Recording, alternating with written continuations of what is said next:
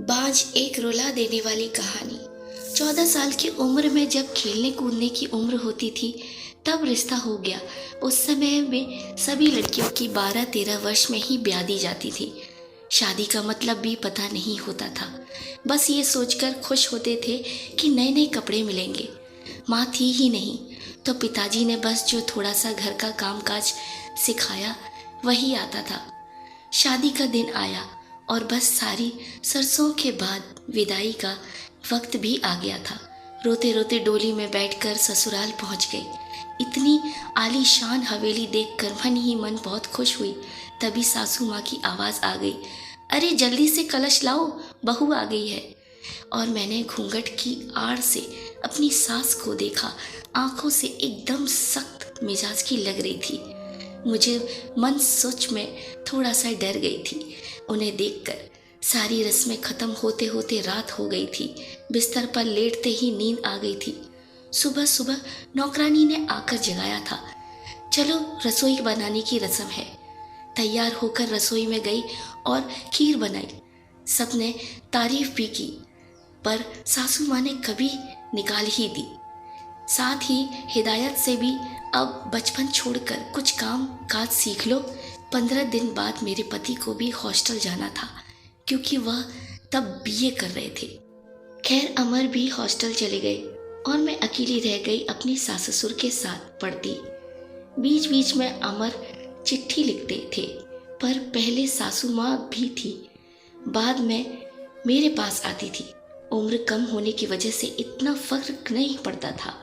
मेरे अकेलेपन का साथी था आम का पेड़। हाँ, वही आम का पेड़ जो हवेली के पीछे आंगन में लगा था।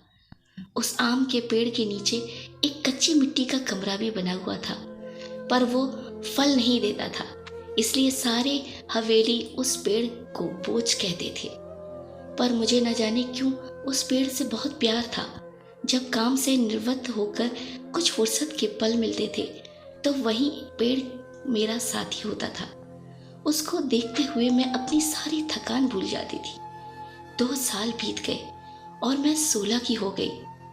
अमर की भी स्नातक की पढ़ाई हो गई थी। आज अमर वापस आ रहे थे। सासू माँ सुबह से ही तैयारी में लगी हुई थी।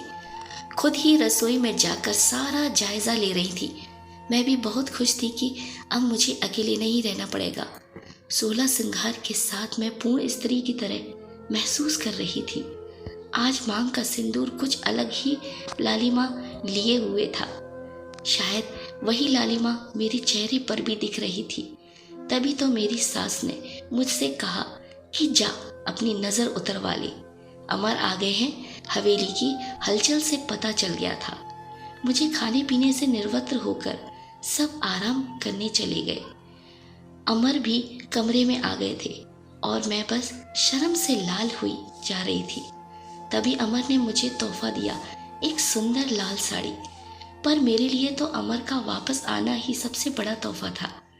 हमने ढेर सारी बातें की, जिनमें कुछ शिकायतें, कुछ प्यार था।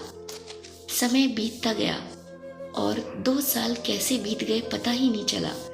अमर और मैं एक दूसरे के साथ बहुत खुश थे। एक दिन अचानक पता चला कि मेरे पिताजी बहुत बीमार थे। अमर मुझे लेकर तुरंत रवाना हो गए। पिताजी मुझे देखकर बहुत खुश हुए, जैसे मेरे लिए ही अपनी सांसों को रोका हुआ था।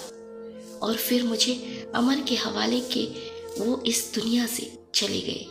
भीगी आंखों से अपने पिताजी को विदा किया। अब मेरा सब कुछ अमर और उसका परिवार ही था। समय गुजरता गया और अमर ने अपनी लॉ की पढ़ाई भी पूरी कर ली थी और वो सरकारी वकील कहलाने लगे थे। पर भगवान ने मुझे अभी संतान सुख नहीं दिया था। अभी तो सासू माँ दबी जुबान से बोलती थी, पर धीरे धीरे उन्होंने अपना रुख कड़ा कर लिया। अमर बहुत व्यस्त रहते थे अपने काम में, सो वो मेरे पीछे सारा दिन पड़ी रहती थी। धीरे धीरे सारे गांव में ये बात फैल गई कि हवेली की बहू बांझ है। तीर की तरह चुभता था ये शब्द, पर कुछ कह नहीं पाती थी। सिर्फ आंसुओं से दिल हल्का करती थी।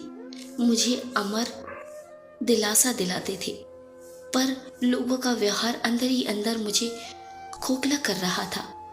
अभी मेरी उम्र ही क्या थी, सिर्फ 19 साल, और लोगों ने मुझे बांझ बना दिया। बचपन से ही शरीर से दुबली पतली थी मैं। फिर माँ के मरने के बाद ठीक से पालन पोषण भी नहीं हो पाया था। एक दिन अमर जब दोपहर के खाने पर घर आई तो सासू माँ ने फरमान सुना दिया और हम अपनी अमर की दूसरी शादी करेंगे। उफ, इतना बड़ा धोखा अमर कैसे दे सकते हैं मुझे? नहीं, ऐसा नहीं हो सकता। बत्ती बुझा दो, मुझे सोना है। अमर, कुछ बात करनी है आपसे, मैं थक गया हूँ। धानी, मुझे सोने दो। अमर, क्या आप दूसरी शादी करेंगे? धानी, मैंने कहा ना, सोने दो मुझे, थक गया हूँ मैं। तुम सब लोगों की चीख चीख सुनते सुनते, उधर माँ है, इधर तुम परेशान हो गया हूँ मैं मन करता हूँ आत्महत्या कर लूँ। नहीं अमर, ऐसा मत कहिए, धानी ने अमर के मुंह पर हाथ रखते हुए कहा। आपके अलावा अब कौन है मेरा? धानी करवट लेकर सारी रात आंसू बहाती रही और जब सुबह उठी तो एक टूटी हुई औरत बनकर, जो मजबूत होकर हर चीज को समझौता कर लेती। सारी रात यही सोचती रही कि शायद अमर ने भी मौन स्वीकृति कर ली है दूसरी शादी के लिए, पर उसे ये कहाँ मालूम था कि उसकी माँ ने किस हद तक उसे मजबूर किया था दूसरी शादी के लिए। 1 महीने के अंदर ही अमर की दूसरी शादी का गेंदा सा हो गई थी। गेंदा अमर की माँ से दूर के रिश्तेदार की बेटी थी। धानी अपना सामान और पीछे वाले कमरे में रख ले, आज से गेंदा इस कमरे में रहेगी, अमर के साथ सासू माँ ने हाथ नचाते हुए कहा। कैसे छोड़ दूं ये कमरा? नहीं, ये कमरा मेरा, जिसे जहाँ जाना है जाए। पर फिर ख्याल आया कि जो ब्याकर इस घर में लाया था, जब वही मेरा नहीं है तो ये कमरा कैसे मेरा हो सकता है? ऐसा सोचते हुए आंखों में आंसुओं का सैलाब उमड़ पड़ा। सिंदूर की डिब्बी और कुछ कपड़े लेकर उस कच्ची मिट्टी के कमरे की तरफ बढ़ गई। सामान एक कोने में रखकर खिड़की पर बैठ गई और उस आम के पेड़ को देखते हुए उसको निहारने लगी। इसे कुछ काम हो जाएगा, किस्मत कहूँ या कुछ और। आज मेरी हालात भी इस पेड़ की तरह हो गई है, अकेला बेसहारा, जैसे ये अभी तक अपने अस्तित्व को बचाने में सफल रहा है। क्या मैं इसकी तरह अडिग और मजबूत रह सकूंगी, या कमजोर लता की तरह मुरझा जाऊंगी और अपना अस्तित्व खो दूंगी? नहीं, ऐसा नहीं होगा। मैं मजबूत रहूंगी। जब ये बेजुबान पेड़ सब सह सकता है तो मैं क्यों नहीं? अपने विचार श्रृंखला से बाहर आते ही मैंने अपने आप को संभाला और हर स्थिति से लड़ने के लिए तैयार किया। दिन गुजरते गए, मैंने घर के सारे कामों में अपने आप को व्यस्त कर लिया। अपनी कोठरी के आसपास खूब सारे पेड़ लगाए और बाकी बचे हुए समय में उन पेड़ों की देखभाल करने लगी। साथ ही उस आम के पेड़ की खास देखभाल करती थी। गेंदा एक सुलझी हुई लड़की थी। वो जब भी मुझसे बात करने के लिए आती तो मेरी सासू माँ उसे बहाने से बुला लेती। अमर पहले से भी ज्यादा व्यस्त रहने लग गए। मुझसे बात तो करते थे, पर एक पछतावा हमेशा उनकी आंखों में दिखता था। शायद मेरी हालत देखकर बुरा लगता था उन्हें, पर माँ के खिलाफ जाने की हिम्मत नहीं थी जुटा पाते थे। गेंदा के दिन खुशी से गुजर रहे थे और मेरे दिन बस गुजर रहे थे, और देखते ही देखते वो दिन भी आ गया जब गेंदा ने खुशखबरी सुना दी कि वो माँ बनने वाली है। पूरी हवेली में त्योहार जैसा माहौल हो गया। सारे नौकर में तोहफे बांटे जाने लगे। मैं भी बहुत खुश हो गई थी कि चलो अच्छा है, अब घर में एक नया भी मेहमान आएगा। शायद मेरी जिंदगी का सूना बहुत कमजोर थी और उम्र भी 16 साल, उसे बहुत तकलीफ होती थी। अब सासू माँ का आदेश था कि उसकी अच्छे से सेवा की जाए, जिससे कि उसकी कमजोरी दूर हो सके। सारी देखभाल के बाद भी गेंदा का वजन कुछ खास नहीं बढ़ रहा था। एक दिन चिंतित होते हुए मैंने अमर से कहा कि गेंदा को शहर में किसी अच्छे डॉक्टर को दिखा लाओ, पर सासू माँ ने यह कहकर मना कर दिया कि हमारे भी बच्चे घर पर हुए हैं और अमर की वही पुरानी आदत कि अपनी माँ के खिलाफ वो जा नहीं सकते थे। एक दिन गेंदा की तबीयत कुछ खराब होने लगी। उसकी सांस बहुत फूल रही थी। घबराकर मैंने गांव के वैद्य जी को बुलवा भेजा। वैद्य जी ने आकर कुछ दवाइयाँ दी और खून की कमी भी बताई। और जब मेरे अमर को ये सब बताया तो सासू माँ ने मुझे गेंदा से दूर रहने का आदेश दे दिया, ये कहकर कि मैं एक बांझ की छाया में भी नहीं पड़ना गेंदा पर। खैर मुझे गेंदा से दूर कर दिया और फिर से अपनी कोठरी में अकेली सारा दिन बंद रहने लगी, या ये कहूँ कि अंदर ही अंदर खुद भी डर गई थी कि कहीं सचमुच मेरी वजह से गेंदा को कुछ न हो जाए। कुछ दिन बाद रात में नौकरों का शोर शराबा सुन के आंगन की तरफ भागी। देखा तो गेंदा प्रसव का समय आ गया था। गांव की बूढ़ी औरतें और दाइयों को बुलाया गया। पूरी हवेली में हलचल का माहौल था। मैंने अमर की तरफ देखा, बहुत डरे हुए लग रहे थे। मैं उनके पास गई और उन्हें थोड़ा धैर्य रखने को कहा। थोड़ी देर में बच्ची किलकिलकारी गूंजने लगी। हम सभी की खुशी का ठिकाना ही नहीं था। पर तभी काकी के बाहर आकर बताया कि गेंदा की कमजोरी और खून की कमी के कारण वो गेंदा को नहीं बचा पाए। बेटी को जन्म देते ही गेंदा का देहांत हो गया था। हाय, पोते का मुंह ना देख पाई मैं, अब कैसे मेरा वश चलेगा। सासू माँ का विलाप सारी हवेली में गूंज रहा था। उस छोटी धुंध मुंह बच्ची को देखकर मेरा कलेजा मुंह को आता था। ऐसा लगता था जैसे मैं ही हूँ। मैंने उसे कलेजे से लगा रखा। जिसकी माँ नहीं रही वो बच्चे कुछ ज़्यादा ही समझदार होते हैं। शायद ज़रा सा परेशान भी नहीं करती थी वो मुझे, बस दूध पीते ही सो जाती थी। सासू माँ का वही राग चलता रहता था कि लड़कियों से वंश नहीं चलता, पर अब शायद किसी को फर्क नहीं पड़ता था। अमर अब पहले से खुश रहने लगे थे। ऑफिस से आते ही मेरे कमरे में आते और गुड़िया को खिलाते। मुझे भी अमर को खुश देखकर अच्छा लगता था। साल बीत चुका था, गेंदा को हो गए और गुड़िया को आए हुए। आज गेंदा की बरसी, हवेली में छोटी सी पूजा रखवाई। मैंने पंडित जी को आते ही सासू माँ ने प्रश्न किया कि क्या मैं जीते जी पोते का मुंह देख पाऊंगी, और पंडित जी ने उसके लिए कुछ ग्रह शांति के उपाय बताए।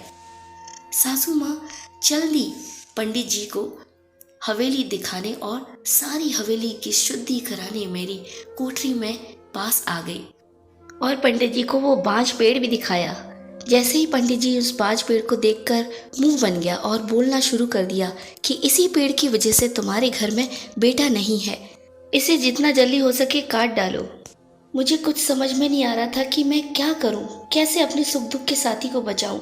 जैसे ही वो कुल्हाड़ी लेकर पेड़ काटने आगे बढ़ने लगे तो मैं फुर्ती से भागकर उस पेड़ की लिपट गई और विनती करने लगी कि पेड़ को छोड़ दो, पर वो लोग नहीं मान रहे थे। मैं रोती जा रही थी पर किसी को तरस नहीं आ रहा था। तभी किसी ने मुझे खींचकर धक्का दिया और मेरे सिर पर पत्थर से टकरा गया। सिर से खून की धार निकल रही थी। ये देखकर अमर से रहा नहीं गया और उन्होंने सबको वहां से हटा दिया और तुरंत मुझे अस्पताल ले गए। मलहम पट्टी के बाद मुझे कुछ होश आया। डॉक्टर साहिबा सामने खड़ी थी और अमर को कुछ समझा रही थी। सासू माँ भी वहीं थी और उनके चेहरे से पता चल रहा था कि उन्हें अपने किए का अफसोस है। डॉक्टर, क्या अब हम इसे घर ले जा सकते हैं? अमर ने पूछा। हाँ, आप इन्हें ले जा सकते हैं, पर ख्याल रखिएगा कि अब ऐसा दोबारा ना हो, क्योंकि ऐसी हालत में गिरना ठीक नहीं होता। ऐसी हालत, डॉक्टर क्या हुआ? इसे अमर ने घबराते हुए डॉक्टर से पूछा। अरे, आप लोगों को पता नहीं है, अब ये माँ बनने वाली है, तो इनका अच्छे से ख्याल रखिएगा। ये बात सुनकर किसी को यकीन नहीं हुआ। सब बस एक दूसरे को देखे जा रहे थे और मैं तो बिल्कुल यकीन नहीं कर पा रही थी। सासू माँ की आंखों में पछतावे के आंसू थे। मेरे सर पर हाथ रखकर बस इतना ही कह सकी कि मुझे माफ कर दो, और मैं मुस्कुराकर उनसे लिपट गई जैसे मैं अपनी माँ से लिपट रही हूँ। पूरे 9 महीने मेरी सासू माँ ने मेरा बहुत ख्याल रखा और मैंने उस पेड़ गया। आज मेरी डिलीवरी होनी थी।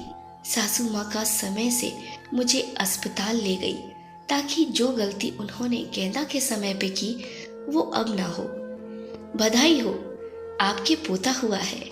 नर्स ने सासू माँ को ये खबर सुनाई और सासू माँ ने हाथ से अंगूठी निकालकर नर्स को दे दी। वो खुश थी, पर इस वजह से नहीं कि पोता हुआ है, बल्कि इस बात पे कि बिल्कुल ठीक हूँ। हवेली में धूमधाम थी, सब खुश थे कि हमारा परिवार अब पूर्ण हो गया है। बेटी और बेटे के आने से और एक खुशी कहीं और भी पनप रही थी, वो आम के पेड़ में फल आ रहे थे। शायद हम बहुत जल्दी चिंता करने लगते हैं, पर फल मिलने की हर चीज़ का एक समय होता है। कुपोषित शरीर हो या पेड़, दोनों ही फल नहीं देते। तो दोस्तों, आपको हमारी ये कहानी कैसी लगी? लाइक शेयर ज़रूर करिएगा, कमेंट करके ज़रूर बताइएगा। जिन लोगों ने सब्सक्राइब नहीं किया है वो लोग भी सब्सक्राइब कर दीजिए।